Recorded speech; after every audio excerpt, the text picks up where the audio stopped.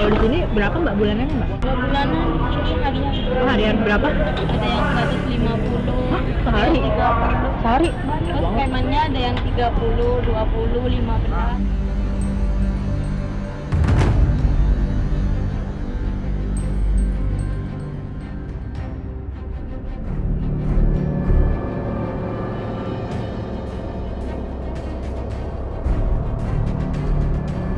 Tanah Abang kembali dikuasai preman. Pedagang kaki lima hingga sopir mobil barang kerap menjadi sasaran.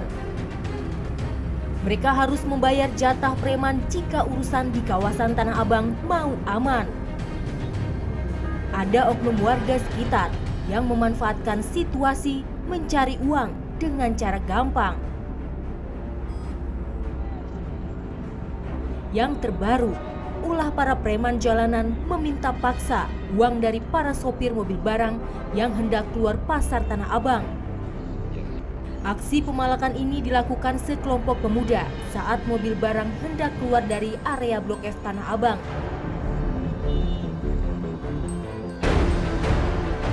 Aksi pemerasan ini rupanya sudah terjadi sejak lama. Sopir mobil barang pun tak punya pilihan dan kerap menjadi korban preman Tanah Abang agar urusan mereka lancar. Polisi akhirnya menangkap para pelaku pemalakan sopir mobil barang itu. Salah satu tersangka pemalakan ternyata warga sekitar pasar Tanah Abang. Kenapa melakukan hal tersebut? Cuma iseng aja Pak. Iseng aja atau memang ini mata pencarian sehari-hari? Atau? Enggak, iseng aja, senang kumis doang Pak. Ini Bapak bersama rekan-rekan atau seperti apa? Masing-masing. Ditariknya berapa sih Pak untuk satu mobil angkut? Tergantung Pak, kalau dia ngasih saya ngambil, saya enggak. Kami dari Polsek Tanah Abang berhasil mengamankan 10 pelaku dan kita sudah tetapkan 4 sebagai tersangka. Jadi mereka ini adalah para pelaku pemalakan terhadap para supir-supir angkutan barang. Karena memang setiap hari Senin dan Kamis di Tanah Abang ini ada hari pasaran, di mana banyak para pedagang dari luar Jakarta yang memang hadir ketika hari Senin dan Kamis. Dan ketika para pedagang atau kendaraan para pedagang ini melintas, mereka menyetop, memberhentikan, dan meminta uang. Ketika para pengemudi memberikan Rp500, mereka menolak. Mereka mintanya Rp2.000, sehingga disitulah ada unsur pemerasannya. Aksi pemalakan terhadap sopir barang sering terjadi di Blok F Tanah Abang. Di lokasi itu, aktivitas keluar masuk mobil barang akan meningkat pada tiap hari Senin dan Kamis, seiring adanya aktivitas pasar Tasik.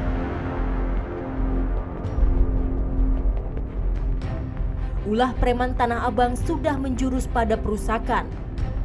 Jika permintaan uang preman ditolak, mereka tak segan merusak kendaraan korban, bahkan melakukan pengancaman. Ya, kadang-kadang kalau misalkan ini ya harus kasih lah daripada ribet. Emang resikonya apa sih Bang kalau misalnya kita nggak ngasih gitu? Ya, resikonya kan mobil yang jadi masalah. Bisa dibaretin gitu ya? Oh, bisa berarti terima bagaimana. Oh gitu. Namun tokoh masyarakat di Tanah Abang membantah jika ada ulah preman yang kerap memeras sopir mobil barang. Kalau kita lihat kemarin kejadian itu, saya pikir itu kejadian yang tidak ada sehari-hari dilakukan oleh setiap orang yang melakukan kejahatan. Tidak, karena ini baru saja terjadi, ya, yang terus kebetulan kelihatan ini juga ada kesempatan orang memvideokan dan dipilarkan. Sudah lama kawasan Tanah Abang menjadi incaran para preman. Aktivitas pasar yang tak pernah sepi membuat putaran uang di Tanah Abang baik di dalam maupun di luar pasar cukup menggiurkan. Di level preman jalanan, biasanya mereka menguasai lahan parkir di pinggir jalan, meminta jatah preman kepada sopir angkot yang sedang menunggu penumpang, hingga memeras sopir mobil barang yang keluar pasar Tanah Abang. Di level kelompok yang lebih kuat, mereka bermain di luar pasar dan menandai daerah wilayah kekuasaan mereka. Kelompok-kelompok preman ini menyasar para pedagang kaki lima yang berjualan di trotoar di pinggir jalan. Pedagang yang ingin aman berjualan di pinggir jalan harus membayar jatah preman. Jumlahnya bisa mencapai 150.000 per harinya. Budayawan Betawi Ridwan Saidi mengungkapkan Tanah Abang kini tidak secantik dulu. Ya, itu persoalannya adalah reformasi. Zaman Soeharto masih tertib, tapi begitu masuk reformasi orang seolah-olah hidup semau-maunya. Sepertinya merasa memiliki kebebasan berekspresi dalam bidang perniagaan, kan begitu. Ada 5 balai kota, itu kan bisa dimanfaatkan mulai dari Jumat sore sampai Minggu malam untuk berdagang dan untuk orang berkiprah dalam musik. Itu orang akan datang kok, misalnya orang akan pergi ke kantor Jakarta Pusat, ya kan, yang di dekat Tanah Abang 1 kan, akan pergi ke situ mencari barang mulai Jumat malam, Sabtu siang penuh, Minggu siang penuh sampai malam. Di situ itu saya sudah katakan, jadi tutup semua kaki lima dimanapun, jangan ada yang diberi keistimewaan.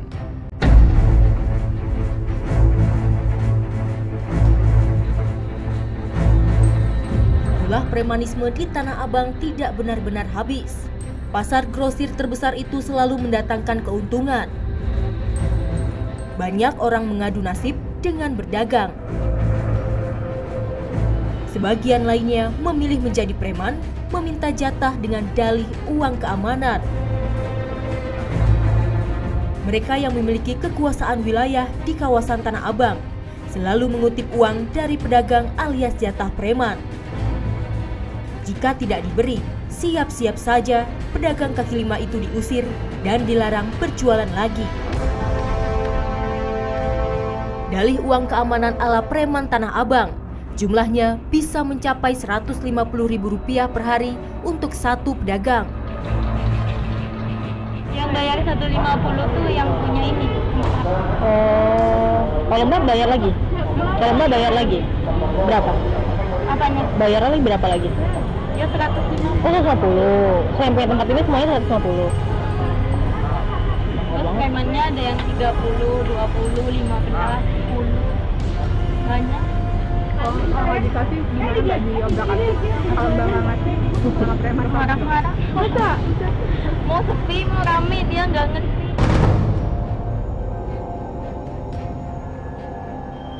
Tak hanya uang keamanan, preman Tanah Abang juga mengutip uang pedagang dengan alasan uang kebersihan. Para preman datang sesuka hati mereka. Mengutip pedagang dengan memaksa adalah hal yang biasa. Belum tentu. 2,5 semuanya. Sehari itu? Mesti jualan berapa tuh sehari, Mbak? Biar nutup. Kalau rame, paling sekarang ramenya Sabtu sama Minggu doang. Kalau di biasa nggak ada orang.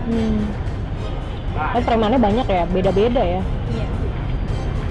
Tapi kalau nggak ngasih nggak apa-apa kan, kalau masih sepi gitu? Nggak mau. Harus. Ngamuk. Pernah ngamuk Mbak di sini? Pernah ngamuk? Dia? Marah-marah.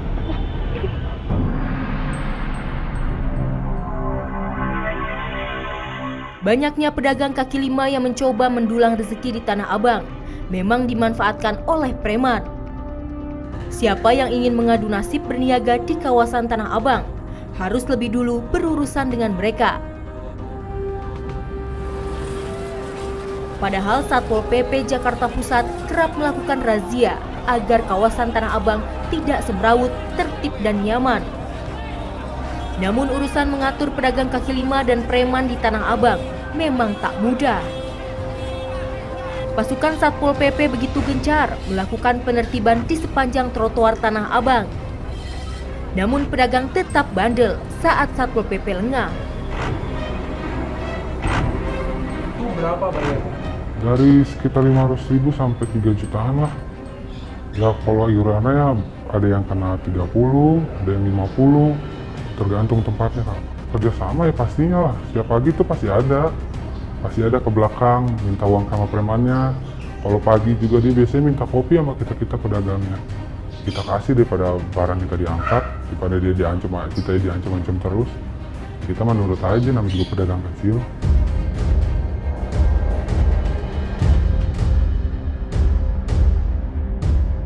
Saat ini anggota Satpol PP wilayah Tanah Abang sedang melakukan penertiban terhadap para pedagang yang melanggar aturan, yaitu berjualan di sepanjang trotoar. Pak, kalau ini boleh jualannya, batasnya sebenarnya di mana sih Pak? Nggak ada Bu batasnya. Maksudnya memang tidak boleh di trotoar ini, nggak boleh ya Pak ya? Nggak boleh sama sekali. Yang di kuning ini juga nggak boleh ya Pak ya? Nggak boleh Pak. Benar-benar di trotoar tidak ada yang boleh berjualan ya Pak ya? Nggak boleh ada di trotoar karena khusus untuk pejalan kaki. Oke, berarti yang maju-maju kayak gini sebenarnya tidak boleh ya Pak? Dan kita fungsinya yang trotoar untuk pejalan kaki. Jadi kita kembalikan ke fungsinya Bu. Tapi ini kenapa terus ada nih Pak? Bapak datang, bubar. Nah, inilah orang-orang nih yang selalu mencoba-coba untuk berdagang di atas trotoar. Kalau di pelan-pelan aja Mas, masuk ke dalam. Ya udah deh.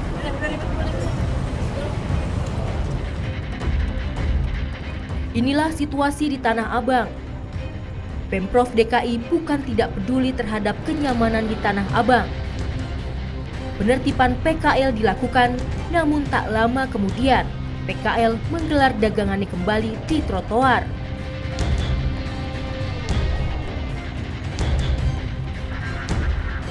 Pak, kenapa jualannya di sini Pak? Di mana lagi Pak? Oh, yang di jembatan sudah disediakan itu? Nggak dapat jatah. Oh, nggak dapat jatah. Ini Bapak udah berapa lama jualan di sini? Lumayan lama. Ini jadi kucing-kucingan aja Pak sama Satpol PP? Ya. Kita nggak takut Pak nanti kalau barangnya disita? Ya takut lah Pak, masa nggak takut sih barang mau diambil. Iya. Kalau di sini berapa bayarnya sebulan Pak? Nggak ada bayaran Pak. Nggak ada bayaran. Jadi nanti kalau Satpol PP-nya pergi, Bapak keluar lagi ya? Ya gitu dah. Bapak nggak dapat tempat di Skybridge? Nggak dapat. Nggak dapat. Atau yang dibikin baru tuh di Blok G ya Pak ya? Blok G itu Mbak. Iya. Blok G aja mati Mbak. Mati ya Pak? Lihat aja mana rame orang itu, mana orang naik ke atas. Pernah coba di sana jualan? Ini di Blok G, pindah ke bawah lagi kan. Blok G itu kan lebih besar, habis Kak. Nggak ada tempat yang harapan. masuk Pak, nggak ada yang pembeli masuk? Kakak lihat aja, lihat posisinya gimana. Saksikan sendiri. Itu. Nggak ada tuh ya pembeli lalu lalang di situ ya? Kakak lihat aja, itu Blok G itu kan. Iya. Nah, kakak lihat, ada nggak orang naik ke atas?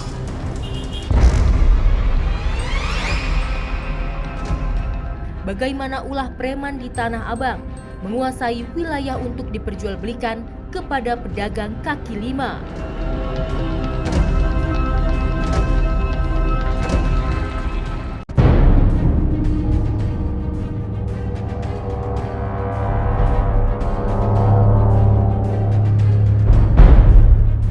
Hasil penelusuran kami di Tanah Abang, tim telusur mendapatkan fakta kawasan Tanah Abang masih dikuasai preman.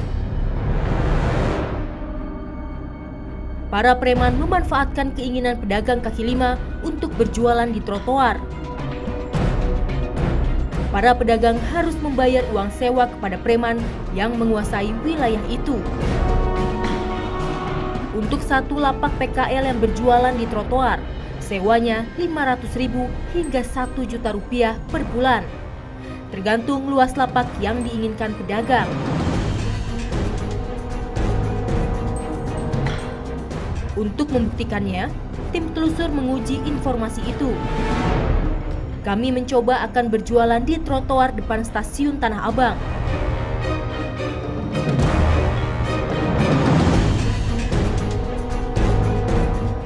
Nama preman yang harus kami temui rupanya sangat dikenal oleh para pedagang di sini. Namun sepertinya tidak mudah mencari orang yang dimaksud. Oh, dagang. Coba dari Cilengsi gitu. Dagangnya harian. Bulanan nyobain sebulan dulu Bang, makannya gimana enaknya? Dia mau bayar bulanan juga. Kalau harian berapa, kalau bulanan berapa? Enggak, kalau harian enggak. Jadi gini, bulan kalau kita dagang aja 1.500. Sekarang kalau bulannya ditunggu 1.000 deh. Kalau hariannya 20.000. Titipan buat sapu, bersihan. Oh beda lagi. Gimana sih Bang? Lagi itu kesian makanya. Gimana? Bulanan 1,5 juta. Kalau lanjut bulan berikutnya Ya, 1 juta. Tapi ada harian juga buat kebersihan. Ini mumpung lagi ada satu, saya nggak bohong. Di mana itu? Ya di situ di pas depan stasiun. Besok pagi belakang. Di trotoarnya apa di dalam? Di trotoar lah. Trotoar. Kalau di dalam mah. Sepi lah. Rugi gue kagak ada yang masuk. Luar. Itu aman. Bisa diambil. Tapi kalau di situ mah aman. Saya kasih situ tempat aman. Walaupun trotoar tapi. Ini kan tembok kan garis kuning. Luar ini di sini ada lagi nih. Kena yang di sini gitu. Nah, pahit-pahitnya kalau diambil abang bisa bantu ya. Saya pulangin tuh. Orang saya kena semua. Bayar lagi kagak tuh? Kagak lah. Kok bayar sih bang? Kan tanggung saya gitu. Kagak saya. Masa saya siap disuruh ganti lagi? Kagak lah saya. Saya butuh ketua PP-nya juga saya. Tetap saya nggak mau. Lagi juga punya saya, pelajar saya di luar juga aman. Di luar juga aman perdagangan. Orang PP-nya digebukin warga sini saya nolongin. Kalau saya bilang begitu, Yuan. Saya nggak bohong, saya nih. Mana jelasnya nggak ada orang nih, besok pagi kalau saya datang kan ada orang nggak emang? Enggak lah kan kita ngatur ngomongnya pagi. Pagi? Iya, makanya pagi bukan ini yang boleh sini. Enggak yang pinggir sini. Tadi kan dia tadi kan mau udah kan? Besok pagi saya tungguin ngomong.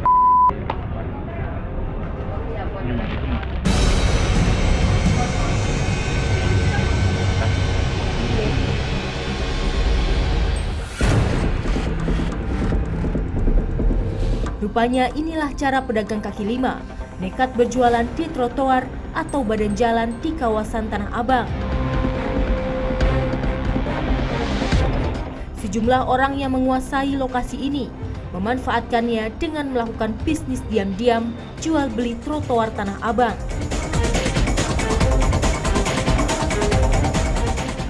Ketua Badan Musyawarah Betawi yang juga tokoh masyarakat di Tanah Abang membantah jika ada preman yang menguasai wilayah pasar grosir terbesar itu. Saya sebagai orang Tanah Abang yang sekaligus memang mengamati persoalan penataan Tanah Abang dari tahun ke tahun, tentunya bekerja sama dengan masyarakat Tanah Abang. Wujud partisipasi masyarakat Tanah Abang ini sangat luar biasa. Jadi bukan Haji Lulung sendiri gitu. Jadi semua masyarakat Tanah Abang sadar akan persoalan tantangan tadi, tantangan ekonomi, ketertiban dan persoalan masalah keamanan, premanisme tadi. Satu orang, ada yang 30, ada yang 20, ada yang 15. Seharian tapi ya? Boleh, soto Betawi, soto ayam, mie ayam, bakso aja. Ayam goreng motor deh. Di mata sosiolog, ulah preman yang terjadi di Tanah Abang merupakan penyakit sosial yang sulit diatasi.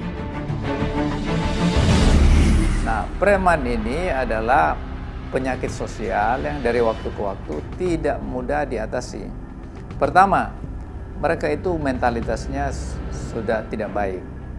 Karena dengan memeras orang, memaksa orang, mengintimidasi para pedagang atau pendatang situ, mereka mendapatkan uang. Tetapi ini mengapa mereka melakukannya? Bukan maunya mereka seperti itu. Tetapi faktor keadaanlah yang membuat mereka, yang memaksa mereka melakukan seperti itu. Apa penyebabnya? Mereka itu nggak ada pendidikan. Bukan saja pendidikan rendah, tapi juga tidak ada kepakaran, tidak ada keahlian. Betul-betul modalnya hanya dengkul saja, fisik saja yang mereka miliki. Kawasan Tanah Abang selalu menarik bagi banyak orang. Wajah Tanah Abang selalu dihiasi kesemrawutan di balik ulah preman yang tidak pernah hilang di Tanah Abang. Memang di dalam rangka penegakan peraturan daerah ini juga tidak bisa kita menggantungkan kepada keberadaan aparat. Keberadaan dalam hal ini petugas Satuan Polisi Pamong Praja, tapi juga perlu adanya kesadaran warga masyarakat, termasuk juga pelaku sektor informal, bahwa memang dia pada prinsipnya tidak diperkenankan untuk berdagang di trotoar yang ukurannya sudah sempit. Kita selalu ingatkan kepada anggota kita di lapangan, jangan bermain-main dengan pungutan liar, karena tunjangan yang Anda dapatkan dari provinsi itu sudah lebih dari cukup. Tapi kalau kemudian ada yang coba-coba mau bermain di belakang kita, kemudian cukup bukti, kita akan lakukan tindakan tegas.